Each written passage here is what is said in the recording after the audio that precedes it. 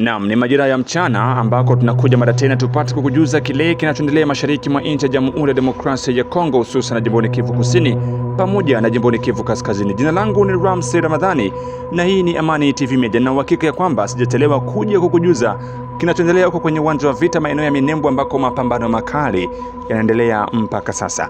Mpendwa msikilizaji, nakusihi kusubscribe channel hii, kucomment, lakini pia kusambaza habari zetu ili unazipata kila saa na kila sekunde kutoka kwenye vyanzo vyenye kuaminika. Tuko hapa kukujuza zile za ukweli na za uhakika. Mchana leo tunayo mengi ya kukujuza msikilizaji. Tutakujuza kuhusiana na kile ambacho kinaendelea huko kwenye uwanja wa vita. Hivyo nakusihi unipa sikio ili tuende sambamba katika matangazo yetu ya mchana wa leo. Na moja kati ya habari kuu tulionayo ni kwamba katika mwendelezo wa vita yanavyohusiana na waasi wa M23 katika eneo la Kivu, mapambano makali na ya muda mrefu yameripotiwa Jumapili hii tarehe 8 Februari mwaka wa 2026 kati ya wapiganaji wa makundi ya Ngomino Tiraneo dhidi ya wazalendo wanaoshirikiana pamoja na jeshi la Jamhuri ya Demokrasia ya Kongo FARDC. Kwa mujibu wa vyanzo vya ndani, mapigano hayo yalitokea katika eneo la Alenge pamoja na maeneo jirani yanayozunguka Minembwe ambako kwa muda mrefu kumekuwa na mvutano wa kiusalama na harakati za makundi yenye silaha. Mashuhuda wanasema kuwa milipuko ya risasi nzito na silaha za kivita ilisikika kwa muda kadhaa, hali iliyosababisha hofu kubwa miongoni mwa wakazi wa maeneo hayo. Baadhi ya raia walazimika kukimbia makazi yao, huku wengine kujificha nyumbani mwao au kuelekea porini mbali kabisa kuhofia usalama wao kutokana na ukaribu wa mapambano.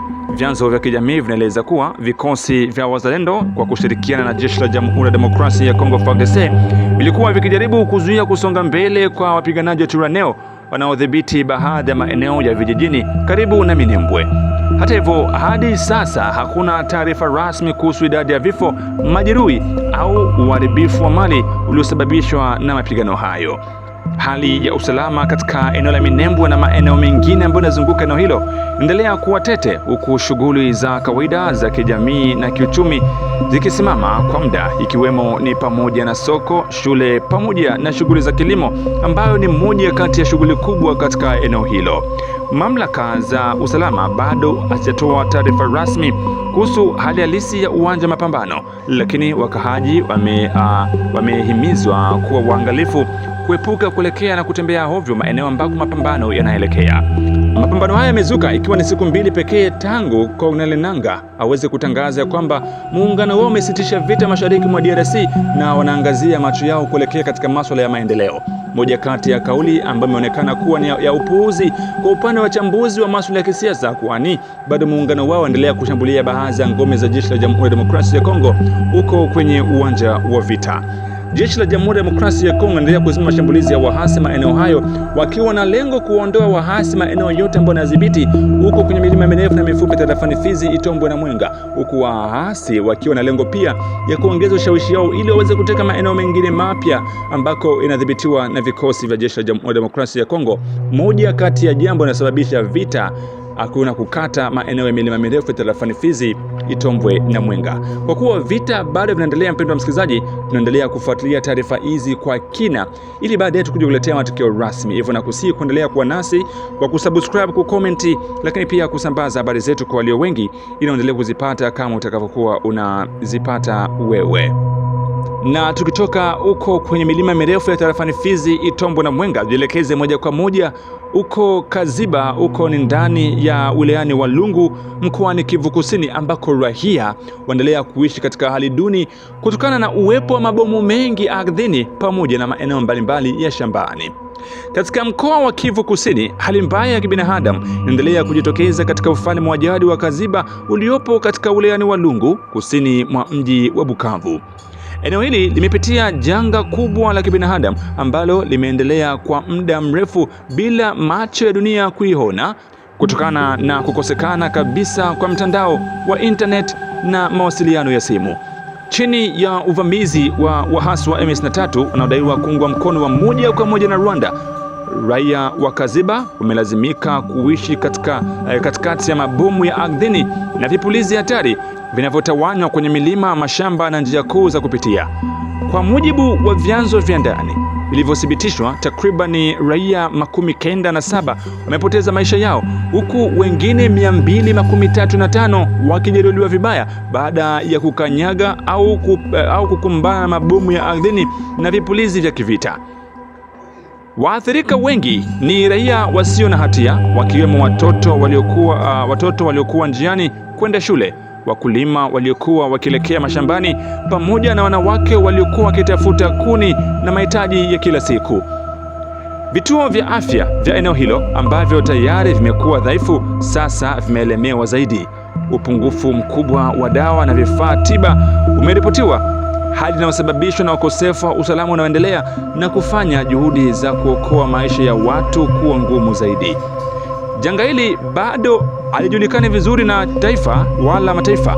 Tangu kuingia kwa vikosi vya M23 na washirika wao, Kaziba imeingia katika ukimya kamili wa mawasiliano. Hakuna kampuni ya simu inayotoa huduma katika eneo hili. Ili kutoa taarifa au kuwasiliana na ndugu, wakaaji wamelazimika kupanda vilima kutafuta ishara ya simu, aidha internet, wakijiweka katika hali ya hatari, kwani vilima hivyo vimejaa mabomu ya ardhini. Vitendo hivi vinatajwa kuwa ukiukwaji mkubwa wa sheria za kimataifa za kibinadamu, ikiwemo mkataba wa Ottawa unaopiga marufuku matumizi ya mabomu ya ardhini, ambao Rwanda ni miongoni mwa nchi zilizoisaini. Pia ni kinyume cha mkataba wa Roma na mahakama ya kimataifa ya Junai unaolenga kulinda raia wakati wa mapigano. Hata hivyo, katikati ya hali hii ya giza, mwanga mdogo wa matumaini umeanza kuonekana. Timu za wataalamu wa kuondoa mabomu za shirika la Msalaba Mwekundu zimeanza kazi za awali kusafirisha mabomu katika baadhi ya maeneo ya Kaziba.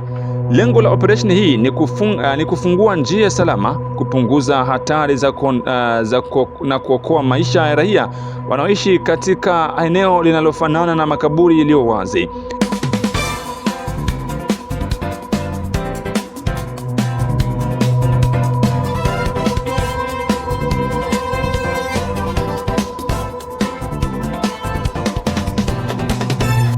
Na kwenye habari za kimataifa ni kwamba serikali ya Afrika Kusini imetangaza rasmi uamuzi wake wa kuondoa wanajeshi wake waliokuwa wakihudumu chini ya ujumbe wa Umoja wa Mataifa wa kuleta utulivu nchini Jamhuri ya Demokrasia ya Kongo, MONUSCO.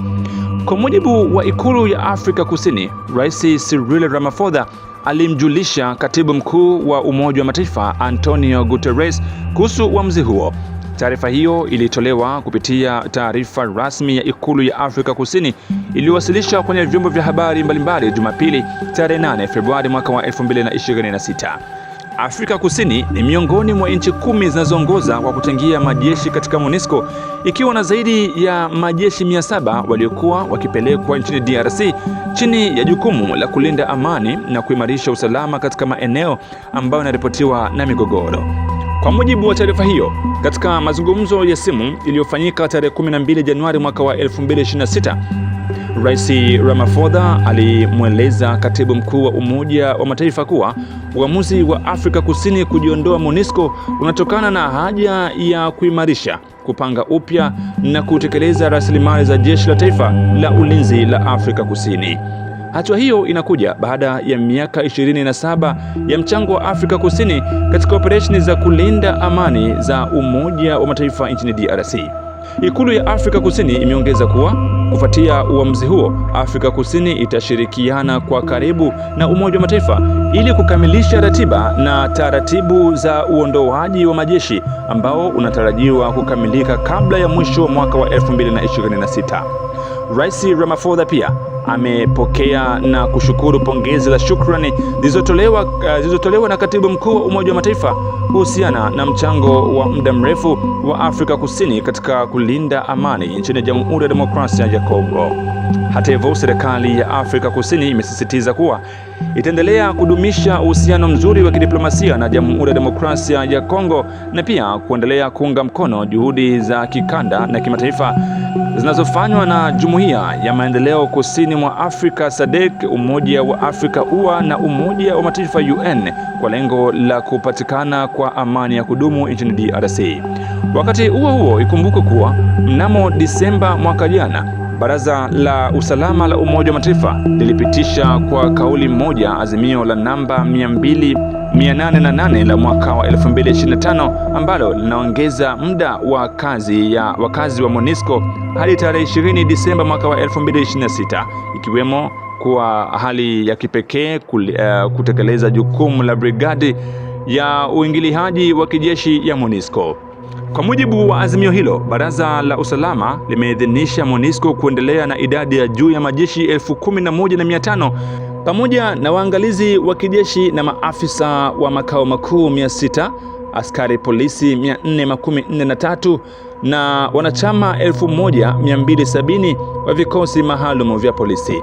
Azimio hilo linaeleza kuwa vipaumbele vya kimkakati vya MONUSCO ni pamoja na kulinda raia katika maeneo yake ya operesheni, kusaidia utekelezaji wa malengo yaliyoainishwa katika azimio la 2773 la mwaka wa 2025 na kuchangia katika kuimarisha utulivu na taasisi za serikali ya Jamhuri ya Demokrasia ya Kongo. Zaidi ya hayo, Baraza la Usalama limemruhusu MONUSCO kusaidia utekelezaji wa usitishaji vita wa kudumu kwa mujibu wa azimio 2773 la mwaka wa 2025. Ufaransa, ambao ni mwandishi mkuu wa azimio hilo, imesisitiza kuwa azimio hilo linaweka MONUSCO mstari wa mbele katika kuunga mkono juhudi za amani, zikiwemo zile za Umoja wa Afrika, upatanishi wa Togo, mashirika ya kikanda pamoja na juhudi za nchi kama Marekani pamoja na Doha. Hii ni taarifa ya habari ya kimataifa, mpendwa msikilizaji, na hapo ndipo tunaweka nukta katika matangazo yetu ya mchana wa leo. Nasema asante kwa kuwa nasi. Mwenyezi Mungu akubariki na kusubscribe, kucomment na kushare ili wengine wapate taarifa zetu, na kuaga kwa kusema bye bye.